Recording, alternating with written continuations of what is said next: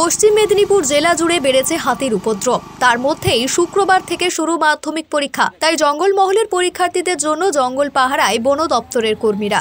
মেদিনীপুর সদর ব্লকের মুড়াকাটা সহ বিভিন্ন জঙ্গলে সকাল থেকেই নজরদারি চালায় বনকর্মীরা। পাশাপাশি বন দপ্তরের ঐরাবত গাড়ি দিয়ে এসকর্ট করে মাধ্যমিক পরীক্ষার্থীদের পৌঁছে দেওয়া হয় পরীক্ষা কেন্দ্রে, যাতে জঙ্গল পথে কোনো রকম দুর্ঘটনা বা অপ্রীতিকর ঘটনা না ঘটে। সেই কারণে মেদিনীপুর বন বিভাগের এই উদ্যোগ।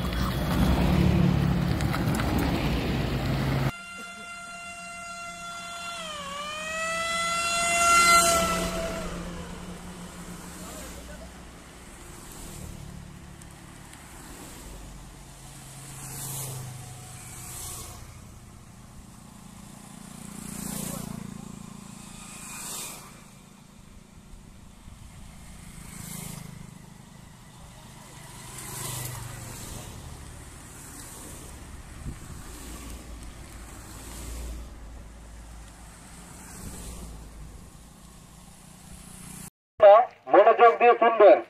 মানিকপাড়া বনাঞ্চলের পক্ষ থেকে সকল জনসাধারণের প্রতি বিশেষ অনুরোধ, আপনারা মাধ্যমিক ও উচ্চ মাধ্যমিক পরীক্ষা চলাকালীন আপনারা পরীক্ষার্থীদেরকে নিয়ে জঙ্গলের রাস্তা ব্যবহার করবেন না এবং সাবধানে যাতায়াত করবেন। মানিকপাড়া বনাঞ্চল তথা ঝাড়গ্রাম বন বিভাগ সর্বদা আপনাদের সঙ্গে রয়েছে।